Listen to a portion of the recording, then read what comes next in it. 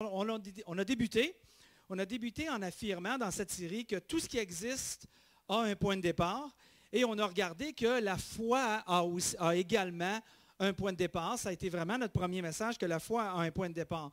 Et je vous avais invité à ce moment-là, si vous vous souvenez bien, pour ceux qui étaient là, qu'on va se donner l'occasion de repartir notre foi pour différentes raisons. On a peut-être eu une mauvaise expérience, on a déconnecté avec la foi, on s'est déconnecté de croire en Dieu, en Jésus, en l'Église. On s'est dit, pourquoi est-ce qu'on ne repart pas directement à zéro, comme si on avait un bouton reset, puis on repèse dessus, puis on recommence. Puis en recommençant, on a dit, cette fois-ci, on ne recommencera pas peut-être pour beaucoup de gens ont commencé en se faisant dire, oui, mais la Bible dit, puis la Bible dit, pratiquement comme un livre très rigide, puis si tu n'obéis pas à ça, ben ça y est, tu es damné, il n'y a plus rien qui va marcher. Alors on a dit, on va recommencer la série, on va commencer cette série, et on va recommencer notre foi après le bouton reset, avec cette idée-là, qu'on ne dira pas « la Bible dit ». Pourquoi? Ben parce que la Bible dit n'est pas une place adéquate pour un bon point de départ. Et on avait expliqué pourquoi la Bible dit n'est pas un bon point de départ. Ben, c'est facile, on a juste à retourner en arrière, puis il n'y a pas eu de Bible dit avant 300 ans, à partir du moment que Jésus-Christ est revenu à la vie. Donc, les chrétiens, il y avait autre chose que leur Bible dit pour être capable de s'appuyer sur le fait que Jésus-Christ était réellement celui qui disait qu'il était. Alors, on est arrivé avec l'idée que justement, les chrétiens de l'époque, comme nous aujourd'hui, le commencement, la bonne question à avoir, c'est plutôt d'être capable de dire qui est Jésus? Qui est Jésus? Ça, c'est un bon commencement, c'est un bon point de départ. Et durant toute la série, on essaie de travailler un peu différents aspects qui nous aident de comprendre justement qui est Jésus, avec ce qu'il est, mais ce qu'il a fait aussi, ce qu'il fera. Donc, on a discuté, la semaine passée, on a discuté sur un problème que Jésus s'est attaqué et qui lui a exigé de mourir. Mais en même temps, ce problème-là nous qualifie pour la résolution de problèmes que Jésus a fait en mourant. Et on avait parlé du péché. On ne reviendra pas là-dessus. C'était probablement dans ma vie chrétienne, ça fait 33 ans que je travaille comme pasteur d'église, 40 ans que je suis chrétien, ça vous donne une idée, j'ai 42, 43.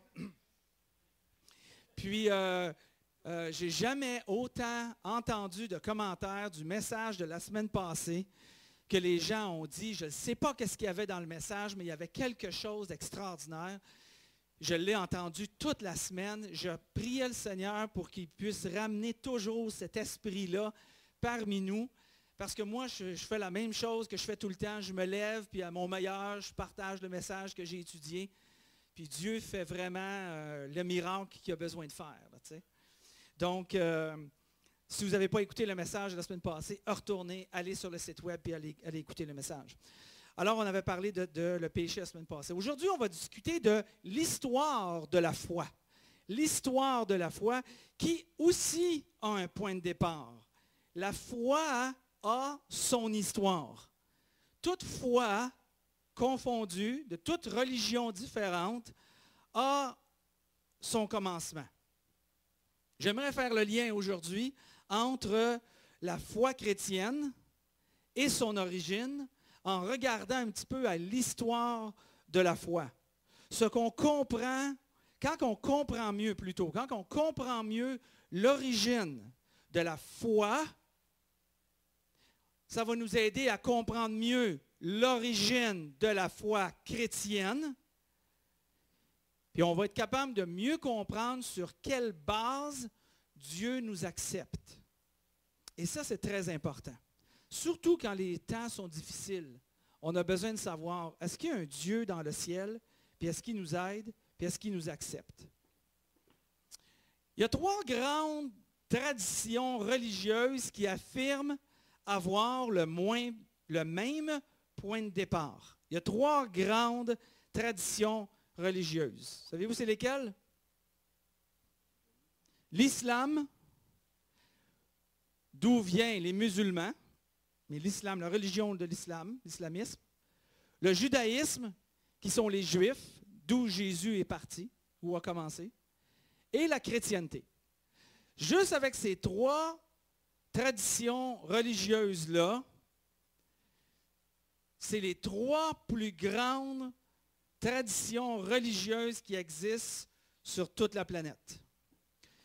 Si on regarde le diagramme, il y a un diagramme que je voulais vous présenter, juste pour vous donner une idée, pourquoi qu'on dit que ces gens-là ont le même point de départ, l'islam, le judaïsme et la chrétienté. Et la raison est celle-ci, celle qu'on voit ici, c'est parce qu'on doit remonter à Abraham, et on va parler d'Abraham dans quelques minutes.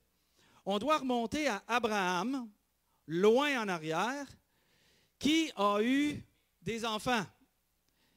Mais il y a eu des enfants de 2 femmes différentes. Et ces 2 femmes différentes, il y a eu Sarah, on va parler de ça dans quelques minutes, et il y a eu Agar. Et de ces 2 femmes-là, Sarah a eu un garçon qui s'appelait Isaac. Et de Isaac, il y a eu, si vous voulez, l'enfant d'Isaac qui a donné toutes les tribus d'Israël ou toute la nation d'Israël aujourd'hui qui existe de la lignée d'Abraham. Et d'Abraham a eu aussi un enfant de l'autre côté d'une femme qui s'appelait Agar. Et cette femme a eu un garçon qui s'appelait Ismaël. Et de Ismaël, quand on regarde justement l'islamisme, on voit que toute de Ismaël, toutes les tribus d'Ismaël, les Arabes, ont formé l'islam, les musulmans qui existent aujourd'hui.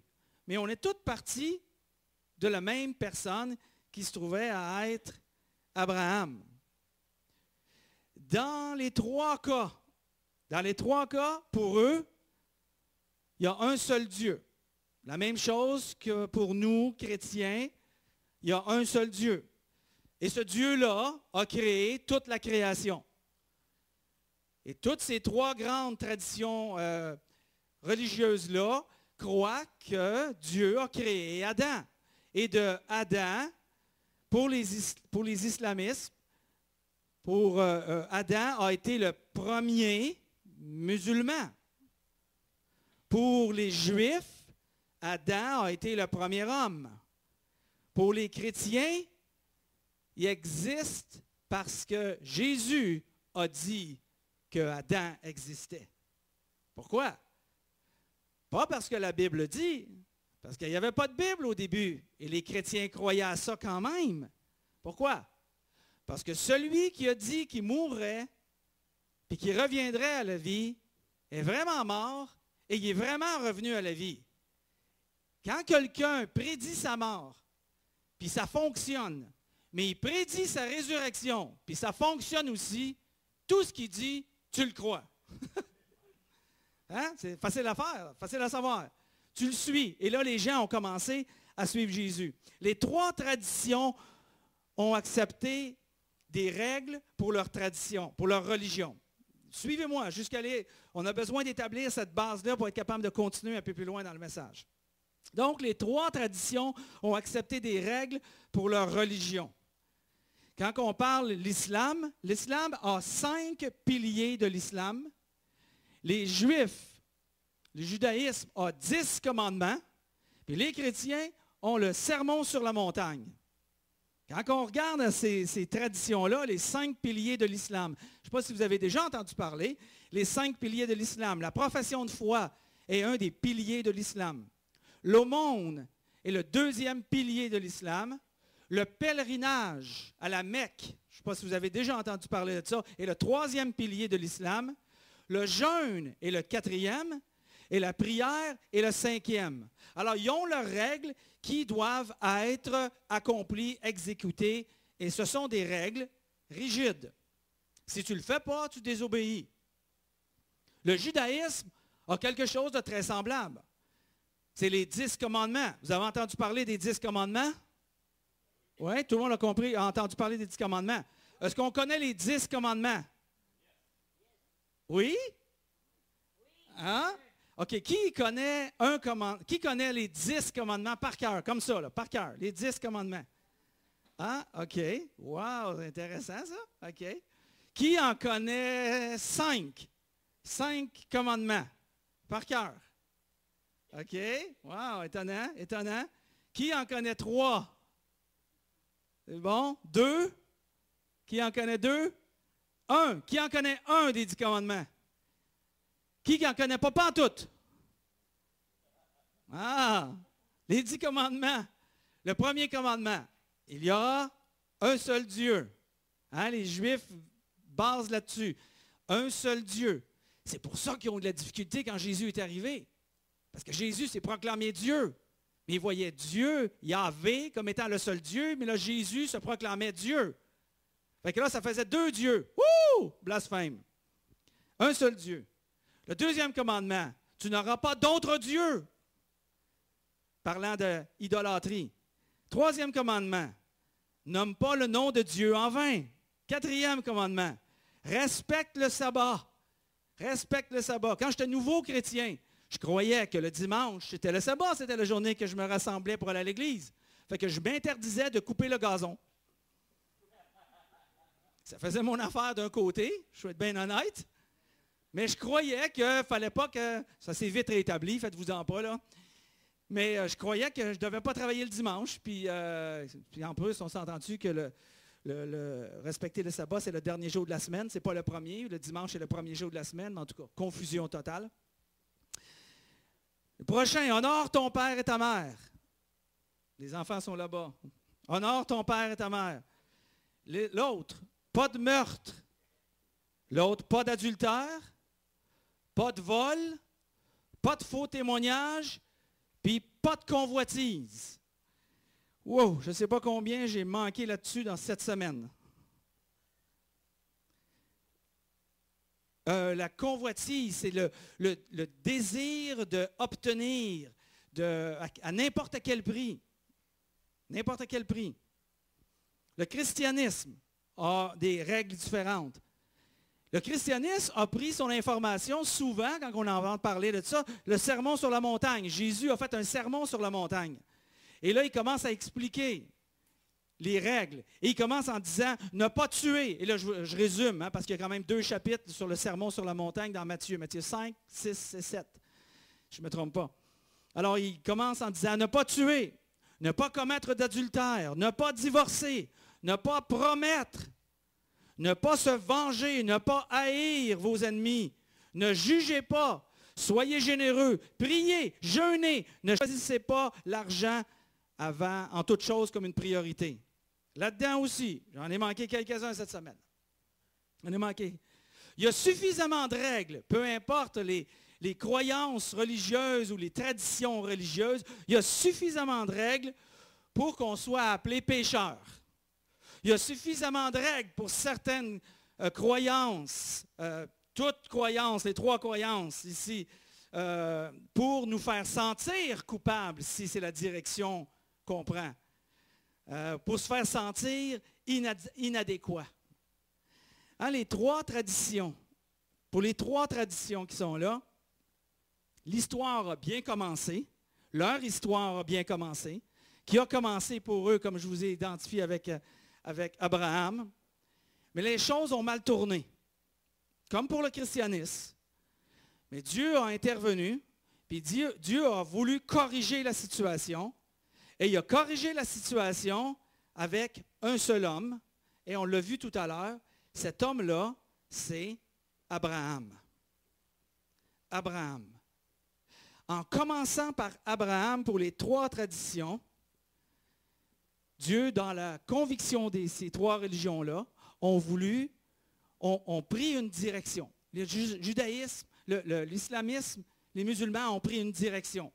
Par rapport à Abraham, ils ont pris une direction. Ensuite, le judaïsme a pris une autre direction. Puis le christianisme du judaïsme a pris, lui aussi, une autre direction. Il y a des branches qui se sont développées au fil des années, des siècles, je dirais. Et toujours partir d'Abraham. Abraham était appelé le père de la foi. On peut comprendre pourquoi, quand on comprend que les 3 grandes traditions sur cette planète ont pour père de leur foi Abraham. Le passage de l'Écriture dit que, comme dit l'Écriture, je t'ai établi pour être le père d'une multitude de peuples. Le père d'une multitude de peuples. Alors pourquoi Pourquoi toute cette histoire-là d'Abraham et des trois nations, des trois grandes religions de ce monde, pour notre message de point de départ? Parce que, indépendamment de ton attachement religieux, que tu sois de l'islamisme, que tu sois judaïsme, que tu sois chrétien, ou aucune de ces réponses, on se pose très souvent la question, un jour ou l'autre dans notre vie, où j'en suis moi par rapport à Dieu? Qu'est-ce qui se passe par rapport à Dieu? Qu'est-ce qui se passe après cette vie? Pourquoi toutes ces règles-là, quand on fait référence, si on est dans le christianisme, judaïsme ou islamisme, pourquoi toutes ces règles-là qui sont imposées? Et l'histoire de la foi pourrait peut-être ce matin répondre à ces questions. Du moins, c'est mon espoir. Dieu, afin de réparer ce qui est brisé avec toutes ces lois-là, et en voyant ce qui se passe sur la terre, Dieu a voulu réparer un monde qui était brisé. Et Dieu a choisi une personne, comme j'ai dit tout à l'heure, comme point de départ, et cet homme-là, c'est Abraham. Ça s'est passé il y a 1900 ans, avant Jésus-Christ. BC veut dire avant Jésus-Christ. 1900 ans. Donc, si on parle de Jésus aujourd'hui, on est en quelle année on est? On est en 2023. On parle de presque 4000 ans, là. Par rapport à nous, presque 4000 ans, il faut reculer en arrière. Et là, on arrive justement à cet homme-là qui est Abraham. Et Dieu a parlé à Abraham et il a fait 3 promesses à Abraham.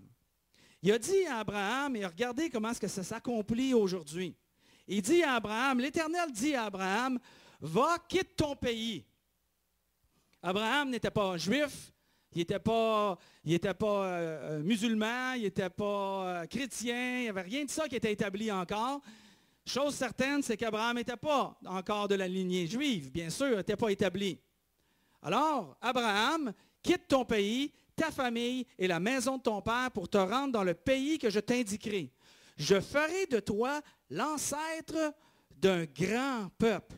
Alors Dieu a établi au travers, comme on vient de voir de Abraham, un très grand peuple. Les Juifs, les musulmans, les chrétiens disent tous qu'ils font partie, qu'ils sont de la lignée du grand peuple qui a débuté par Abraham. Mais Dieu continue en disant, je te bénirai, je ferai de toi un personnage renommé.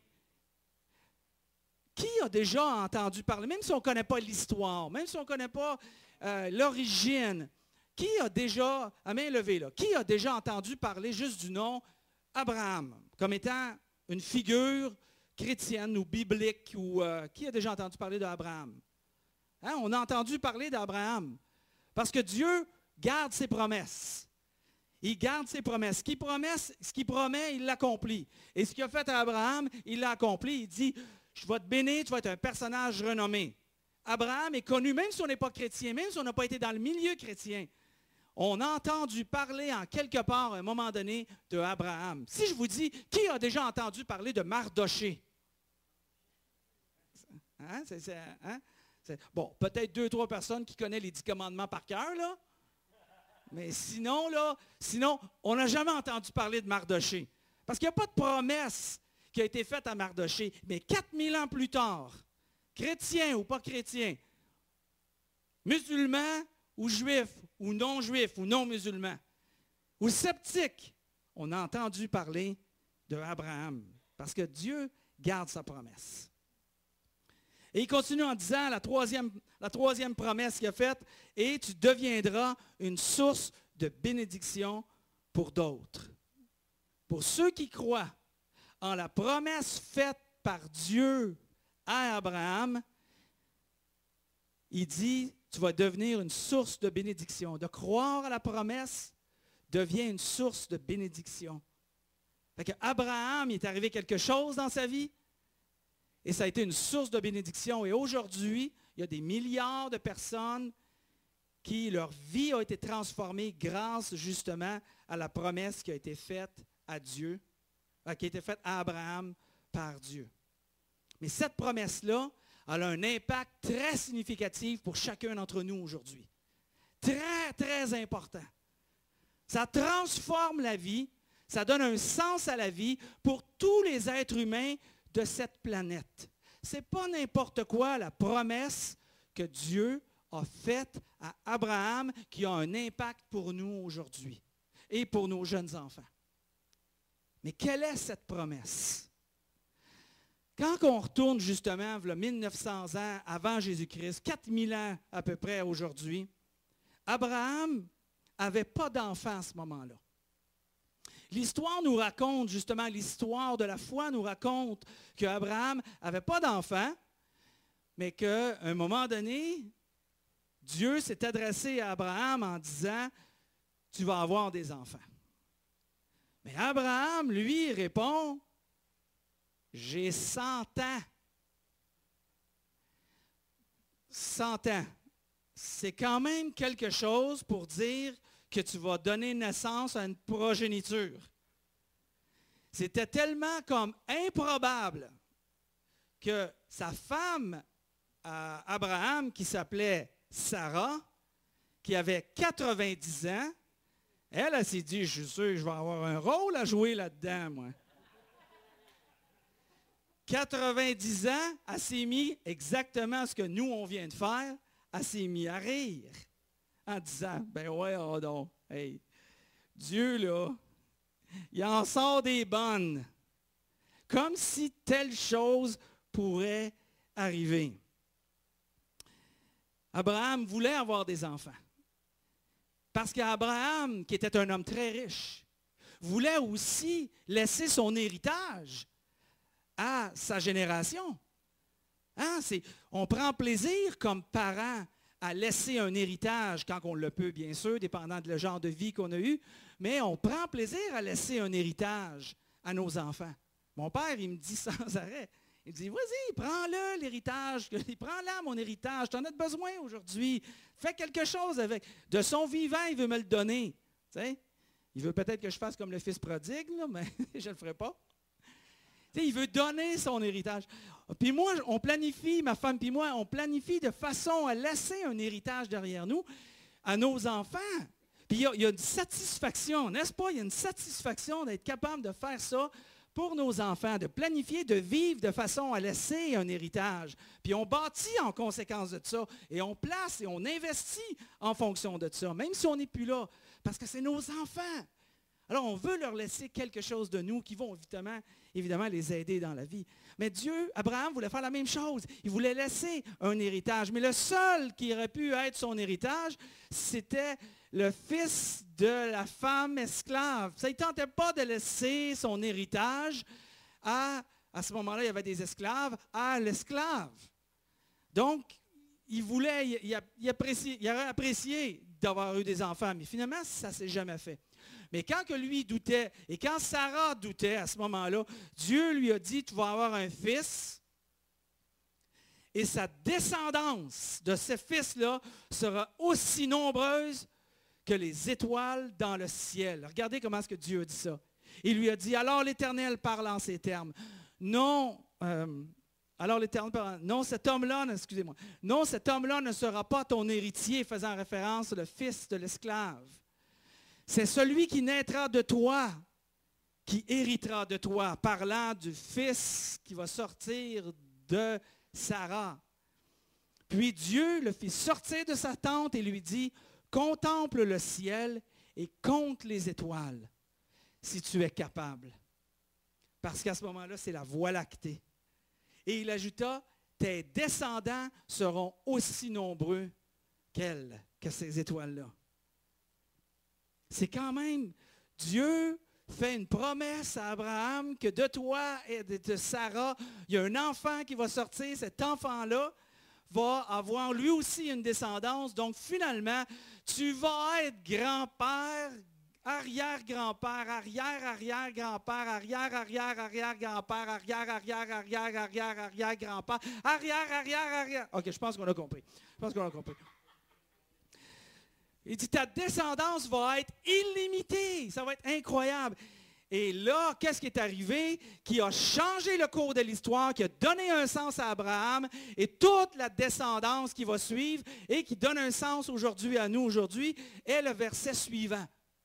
Abraham fit confiance à l'Éternel, et à cause de cela, l'Éternel le déclara juste. Hein? Il n'a pas dit, tu es un bon gars, tu fais des bonnes actions, tu aides ton prochain, tu prends soin de ta femme, de la femme de ton esclave, le fils de ta femme, de tes serviteurs. Non, il n'a pas dit ça. Il n'a pas dit ça. Il dit, tu as mis ta confiance dans ce que j'ai dit. Tu as cru à l'impossible. Tu as cru qu'à 100 ans, tu vas avoir un fils. Tu as cru qu'à 100 ans, ton fils va avoir des enfants. Et tu vas avoir finalement une progéniture qui va être des générations, des générations et des générations. Il dit, parce que tu as cru à ça, Dieu a dit, tu es juste. Hey, c'est pas compliqué. Dieu ne met pas la vie compliquée pour être en bon terme avec lui. Hein? Il a mis ça bien simple. Et il a commencé avec Abraham. Pourquoi ça s'applique pour nous aujourd'hui? N'oubliez pas. Premièrement, parce qu'il est le père de la foi. C'est l'histoire de la foi qui a commencé comme ça. Ça n'a pas commencé avec différentes actions à accomplir, mais simplement une conviction à respecter, celle de dire, je mets ma confiance en l'Éternel. En effet, que dit l'Écriture? Que dit l'Écriture quand on lit dans le livre de Romains, l'apôtre Paul écrit aux chrétiens qui sont à Rome, une église semblable à nous aujourd'hui. Il dit, en effet, que dit l'Écriture? Abraham a eu confiance en Dieu. Et Dieu a porté à sa foi, à son crédit, pour le déclarer juste.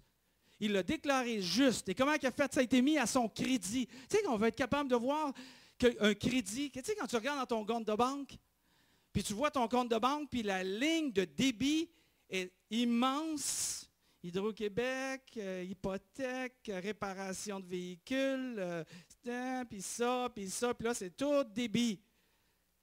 Puis là, on regarde, puis on est presque dans le rouge, là. Tu sais? À moins que dans le crédit, le gouvernement nous a déposé 550 $. Ah, ma tante m'a fait un don de 200 $. Ah, telle chose, ma paye est rentrée. Ça fait du bien. Et là, ça va dans le crédit qui augmente notre valeur. Hein? Mais Dieu il a fait ça avec Abraham et à tous ceux qui sont de la descendance, le père de la foi. Je mets cette confiance-là dans la colonne crédit. Et la colonne crédit va toujours être plus haute que la colonne débit. Et tu vas toujours avoir dans la colonne crédit suffisamment pour surpasser le débit. C'est ce qui va nous donner accès à être en bon terme avec Dieu. Ce simple acte de foi-là, d'avoir confiance, a placé Abraham en bon terme avec Dieu.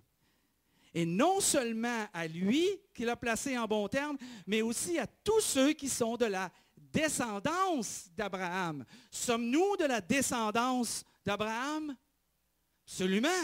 Regardez ce que justement, encore une fois, Paul écrit à l'Église en Galatie, en Turquie, dans une église semblable à la nôtre. Et il dit, or, c'est à Abraham et à sa descendance, que Dieu a fait ses promesses. Il a fait une promesse et il a dit, la promesse que je te rends juste à cause de la confiance, je la promets aussi pour ta descendance au singulier. Hein? Alors il dit, il n'est pas dit, il continue, et à ses descendances. C'est pas ça qu'il dit. Il y a une descendance. Comme s'il s'agissait de plusieurs, à ses descendances, comme s'il s'agissait de plusieurs lignées. Il n'y a qu'une seule lignée. Il dit à ta descendance, ne désigne qu'une seule descendance et c'est Christ.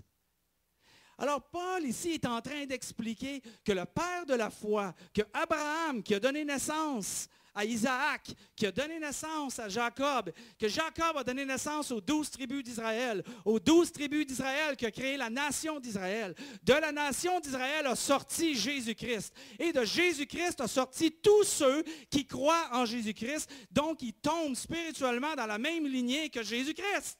En étant de la même lignée que Jésus-Christ, lorsqu'on nous sommes en Jésus-Christ, lorsqu'on a cru en Jésus-Christ, nous avons la même promesse, nous sommes déclarés devant Dieu juste, simplement parce qu'on a eu confiance en Dieu. Hein? C'est simple, c'est incroyable comment est-ce que Dieu met un plan qui n'est pas compliqué. Il me connaissait, il savait que s'il mettait ça compliqué, j'aurais passé à côté.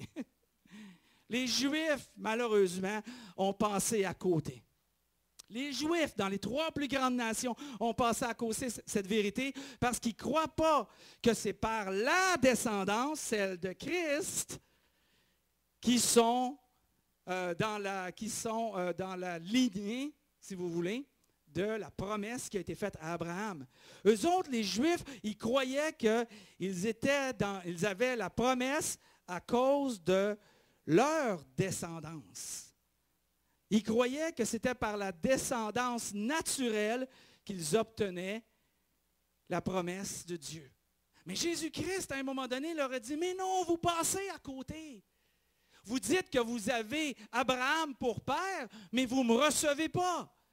Il dit, au contraire, vous cherchez même à me persécuter, à me faire tuer. Et là, Jésus n'a pas passé par 4 chemins. Il a été une drôle de diplomatie, mais moi, je ne suis pas là. Qui suis-je pour me poser la question si Jésus a été diplomate ou non? Mais Jésus s'est adressé en disant, « Ah, vous avez pour père le diable. » Oh, OK, moi, je n'aurais pas posé de question. Les musulmans ont passé à côté. Les musulmans qui ont sorti... La religion, l'islam, avec les musulmans, ça a sorti dans l'année 600 après Jésus-Christ, ont passé à côté parce qu'eux croient en Dieu, en son prophète, et ils ajoutent aussi les bonnes actions que ta vie doit accomplir pour obtenir la promesse faite à Dieu. Mais ce n'est pas ça comme ça que Dieu l'a donné, la promesse. Puis les chrétiens aujourd'hui, malheureusement, ils sont divisés sur cette planète. Et ça a été de même dès le début de la création. Lorsque Jésus n'a pas d'être ressuscité, juste un petit peu après, les chrétiens ont commencé à assassiner des chrétiens qui disaient il faut qu'on suive la loi juive, il faut qu'on suive le judaïsme. D'autres qui disaient non, il ne faut pas suivre le judaïsme. Fait qu'il y en a qui disaient ah oui, il faut que tu suives. Si tu veux plaire à Dieu, il faut que tu te fasses circoncire. D'autres gars disaient non. On ne va pas là-dessus. Hein? C'est par la grâce. Hein? Dieu il nous a dit, c'est juste si je fais confiance, je suis déclaré Dieu. Je suis déclaré juste plutôt. Alors, c'est divisé. Le point de départ de la foi, de l'histoire de la foi pour notre relation avec Dieu est la confiance. Et la confiance. Et Dieu accomplit sa promesse au travers de Jésus-Christ aujourd'hui. Encore une fois, Paul parle à l'Église de Romains, puis il dit, or, si cette parole, Dieu a porté sa foi à Abraham, à son crédit, a été consignée dans l'Écriture, ça a été écrit dans l'Écriture, ce n'est pas seulement pour Abraham, ce n'est pas juste pour Abraham. Et là, il nous parle. Il dit, elle nous concerne, nous aussi, toi, moi, ceux qui suivent Jésus-Christ, ceux qui reconnaissent qui est Jésus. La question qu'on se pose depuis le début de cette série. Car la foi sera aussi portée à notre crédit, à nous qui plaçons notre confiance en celui qui a ressuscité Jésus, notre Seigneur. Il a été livré pour nous, pour nos fautes, Jésus a dit. Paul dit par rapport à Jésus. Et il est ressuscité pour que nous soyons déclarés justes. Paul, il confirme ce qui est arrivé à Abraham et il l'applique pour nous aujourd'hui. Alors, si c'est par la confiance qu'on est déclaré juste devant Dieu, peut-être que vous allez me dire, pourquoi toutes les règles? Pourquoi les 10 commandements?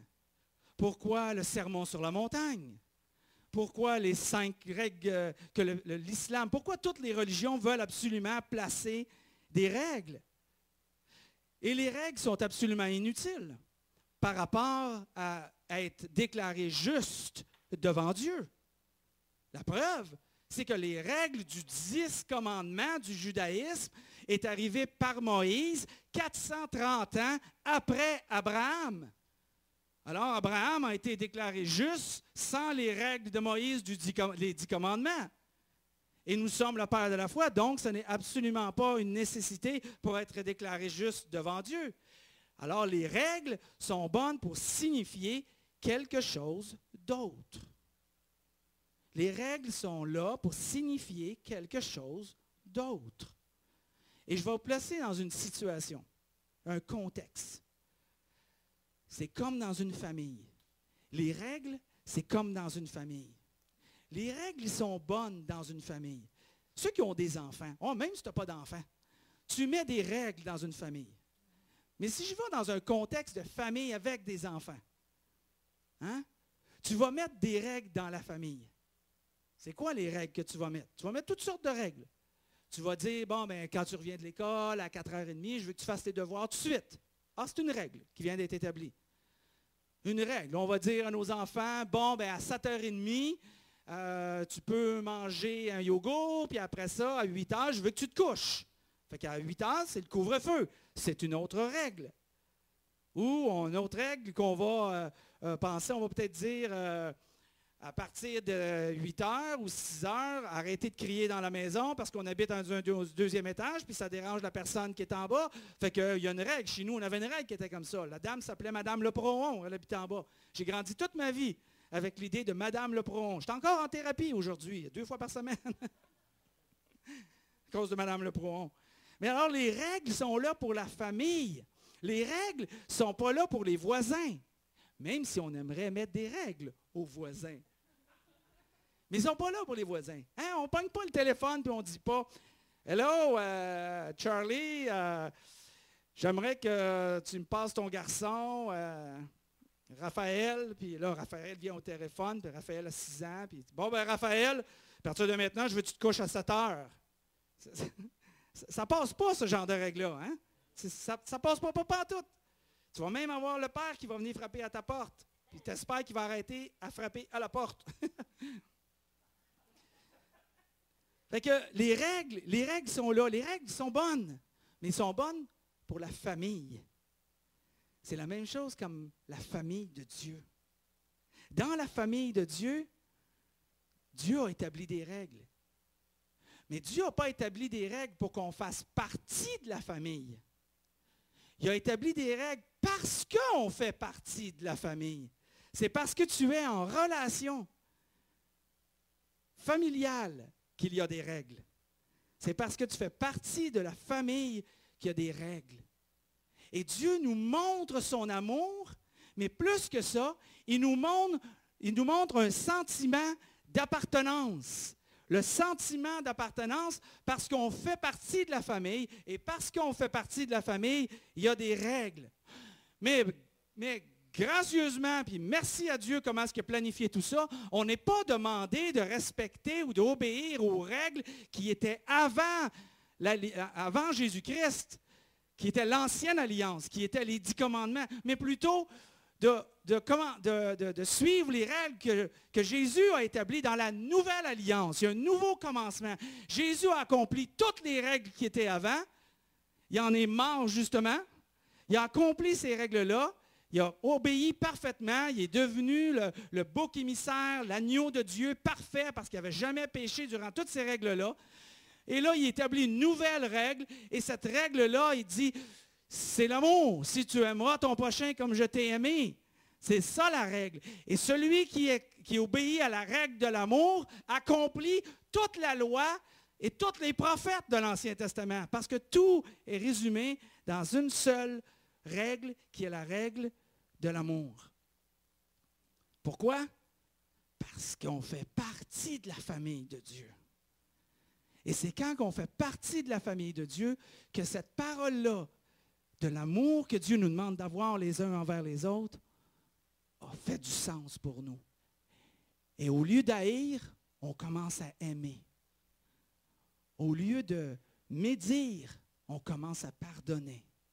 Au lieu de se venger, on commence à oublier. Ça fait du sens. Pourquoi? parce qu'on fait partie de la famille de Dieu. On est donc en bon terme avec Dieu grâce à notre confiance en Dieu, ce qui nous rend justes. Et on démontre notre appartenance à Dieu par notre amour les uns envers les autres.